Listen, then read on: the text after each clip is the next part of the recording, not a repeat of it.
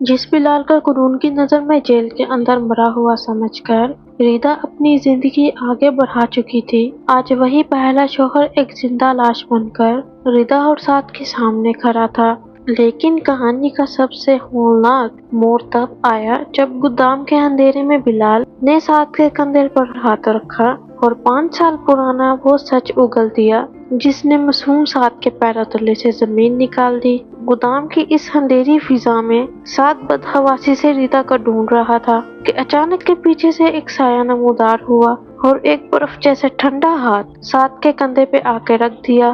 سعد نے جھٹکے سے مڑ کر دیکھا تو اس کے ہوش ہی اڑ گئے۔ سامنے بلال کھڑا تھا، وہی بلال جو ریدا کا پہلا شوہر تھا۔ بلال کے چہرے پر ایک خوفناک مسکراہٹ تھی۔ اس نے سعد کے کندھے پر ہاتھ مضبوط کرتے ہوئے دھیمی مگر زہریلی آواز میں کہا، تم تو ہو ریدا کے نئے محافظ جس کے سہارے وہ اپنے ماضی کو بلا کر عیش کی زندگی گزار رہی ہے۔ سعد نے غصے اور خوف کے ملے جلے جذبات کے ساتھ بلال کا ہاتھ اپنے کندھے سے جھٹکا اور چلاتے ہوئے بولا، بلال تم تو جیل میں تھے، تم یہاں کیسے پہنچے؟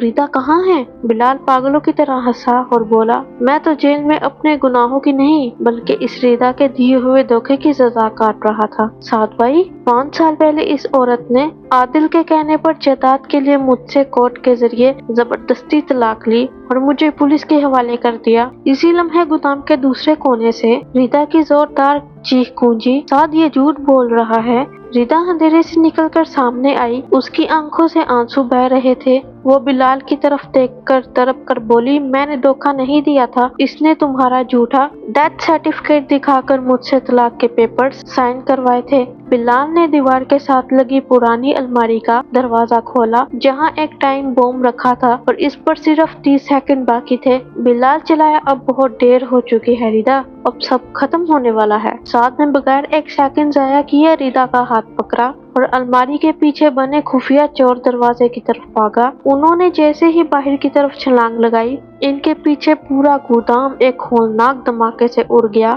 آگ کے شعلے آسمان کو چھونے لگے اور سعد اور ریدا زمین پر دور جا گرے۔ ریدا کا سر پتھر سے ٹکرایا اور وہ بے ہوش ہو گئی۔ 3 گھنٹے بعد ریدا نے جب ہسپتال کے سفید کمرے میں آنکھ کھولی تو اس کا پورا جسم درد سے ٹوٹ رہا تھا، لیکن وہ ابھی تک اسی بے ہوشی اور خوابوں کے جال میں پھنسی ہوئی تھی۔ بے ہوشی کی حالت میں ریدا کا دماغ ماضی کی گلیوں میں بھٹک رہا تھا۔ اسے خواب میں وہ رات دکھی جب حسن کی بے وفائی اور نرس ہیرا کی مکاریوں کے بعد وہ سڑک پر بالکل اکیلی برباد ہو کر تیز بارش میں رو رہی تھی۔ پھر خواب میں ایک گاڑی کی ہیڈ لائٹ چمکی اور ایک مسیحا بن کر سعد نے اس کا ہاتھ تھاما جس نے دنیا کی پرواہ کیے بغیر اسے اپنا نکاح نامہ دیا تھا۔ لیکن اچانک خواب کا منظر بدلا اور جلتے ہوئے گودام سے بلال نکل کر سعد کی گردن دبوچ لیتا ہے۔ ریدا ایک خوفناک چیخ مار کر بیڈ پر اٹھ بیٹھی۔ سعد ہسپتال کرسی پر بیٹھا بدحواسی سے ریدا کا ہاتھ تھامے کھڑا تھا۔ ریدا کا پورا جسم پسینے سے بھرا ہوا تھا، اس کی سانسیں اس طرح چل رہی تھی جیسے وہ ابھی ابھی کسی گہرے کنویں سے نکل کر آئی ہو۔ سعد نے فوراً اسے گلاس سے پانی پلایا۔ اس کا اپنا ہاتھ بھی کانپ رہا تھا کیونکہ گودام کے دھماکے کا خوف ابھی بھی اس کے چہرے پر بھی صاف دکھا۔ سعد نے ریدا کا ہاتھ تھاما، چومتے ہوئے دھیمی آواز میں کہا، ریدا شکر ہے خدا کا تم ٹھیک ہو، میں تو ڈر ہی گیا تھا کہیں میں تمہیں ہمیشہ کے لیے کھو نہ دوں۔ ریدا نے بدحواسی میں کمرے کے چاروں طرف دیکھا۔ اسپتال کے اس سفید سرد کمرے میں مشینوں کی آواز ایک خوفناک دھن پیدا کر رہی تھی۔ اس نے سعد کا ہاتھ مضبوطی سے پکڑ کر پوچھا، سعد بلال کہاں ہے؟ کیا وہ اس جلتے ہوئے گودام کے اندر ہی رہ گیا؟ سعد نے گہرا سانس لیا اور نظریں جھکا لی۔ پولیس باہر کھڑی ہے ریدا۔ گودام کی چھت نیچے گر چکی تھی لیکن ابھی تک اندر سے کسی کی لاش نہیں ملی۔ پاگل انسان غائب ہو چکا ہے۔ یہ سنتے ہی ریدا کے دل کی دھڑکن تیز ہو گئی۔ بلال کا لاش نہ ملنا اس بات کا ثبوت تھا کہ وہ ابھی بھی زندہ ہے اور ان کی موت بن کر دوبارہ لوٹے گا۔ اسی لمحے کمرے کا دروازہ آہستہ سے کھلا اور وہ انسان اندر داخل ہوا جس کا نام سنتے ہی ریدا کا خون جم جاتا تھا، عادل۔ اس نے سیاہ رنگ کا مہنگا سوٹ پہن رکھا تھا، چہرے پر دنیا بھر کی جھوٹی ہمدردی سجائے ریدا کے بیڈ کے قریب آیا اور بولا، بھابھی شکر ہے اللہ کا آپ محفوظ ہیں۔ आदिल की आवाज सुनकर रीता ने गुस्से और नफरत से इसकी तरफ देखा। ये वही आदिल था जिसने 5 साल पहले रीता को ब्लैकमेल करके बिलाल से तलाक दिलवाई थी और बिलाल को जेल पहुंचाया था। आदिल ने साद के कंधे पर हाथ रखा और इंतहाई मकराना अंदाज में कहा, साद भाई आप फिक्र न करें, मैंने अस्पताल के बाहर अपने सबसे बेहतरीन सिक्योरिटी गार्ड खड़े कर दिए हैं, अब कोई भी आप दोनों तक नहीं पहुंच सकता। लेकिन रीता जानती थी ये गार्ड इनकी हिफाजत के लिए नहीं बल्कि इन पर नजर रखने के लिए है। साथ जैसे ही डॉक्टर से नुस्खा लेने के लिए कमरे से बाहर किया, आदिल का चेहरा एकदम बदल गया। इसकी आंखें सरद और बेरहम हो गई। वो रीता के बिल्कुल करीब झुका और चाकू जैसी तेज आवाज में बोला, रीता तुमने गोदाम में बिलाल के सामने मेरा नाम लेकर बहुत बड़ी गलती की है। अगर तुमने साद को एक लफ्ज भी बताया कि मैंने बिलाल के साथ क्या किया था तो याद रखना साद का डेथ सर्टिफिकेट बनने में 1 सेकंड भी नहीं लगेगा। रीता ने खौफ से अपनी आंखें बंद कर ली। इसके पास आदिल की बात मानने के सिवा कोई चारा नहीं था, क्योंकि वो साद की जान खतरे में नहीं डालना चाहती थी। जब साद वापिस आया तो इसने रीता से पूछा, रीता बिलाल गोदाम में आदिल के बारे में क्या कह रहा था? रीता ने आदिल की तरफ देखा जो खिड़की के पास खड़ा एक जहरीली मुस्कुराहट के साथ इसे घूर रहा था। रीता ने झूठ बोलते हुए कहा, साद बिलाल पागल हो चुका है, वो आदिल भाई पर झूठा इल्जाम लगा रहा था। साद ने रीता का चेहरा देखा। वो जानता था कि रीता झूठ बोल रही है, लेकिन वो इस नाजुक वक्त में इस पर दबाव नहीं डालना चाहता था। रात के 12 बज चुके थे। अस्पताल में खामोशी छा चुकी थी। रीता की आंखें खुली थी और छत को घूर रही थी कि अचानक इसके मोबाइल की स्क्रीन पर एक नामहलूम नंबर से मैसेज चमका। रीता ने कांपते हाथों से फोन उठाया और मैसेज खोला। इसमें एक ऑडियो रिकॉर्डिंग थी।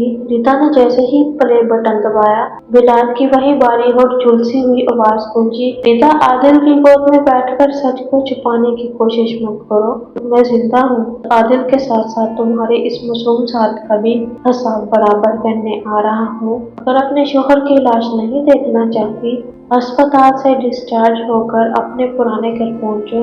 ऑडियो खत्म होते ही रीता के हाथ से मोबाइल छूटकर फर्श पर जा गिरा, जिसकी आवाज से साथ बड़बड़ा कर उठ बैठा। इसने देखा कि रीता का चेहरा खौफ से सफेद हो चुका था। वो पूरी तरह कांप रही थी। साथ ने फर्श से फोन उठाया और पूछा, रीता क्या हुआ? तुम इतनी रात को किसका मैसेज देख रही हो? रीता ने फौरन फोन साथ के हाथ से झपटा। कंपनी का मैसेज था। अगली सुबह डॉक्टर ने रीता को छुट्टी दे दी। आदिल अपनी आलीशान गाड़ी लेकर अस्पताल के बाहर खड़ा था। वो इन्हें अपने बंगले पर ले जाना चाहता था ताकि इन पर मुकम्मल कंट्रोल रख, लेकिन रीता ने सख्ती से इनकार कर दिया और साथ से कहा, साथ मुझे आदिल भाई के घर नहीं जाना, मुझे अपने किसी छोटे से किराए के घर वापस जाना है, मुझे वहाँ सुकून मिलेगा। आदिल ने दिल मिलाकर रीता को देखा, लेकिन साथ की वजह से वो कुछ बोल न सका। जब वो अपने पुराने घर पहुंचे तो घर का माहौल रीता को किसी कैद खाने जैसा लग रहा था। साथ रीता को कमरे में लटाकर किचन में इसके लिए सूप बनाने चला गया। रीता अकेली थी कि अचानक लाउंज के मेन गेट पर दस्तक हुई। रीता का दिल धक से रह गया।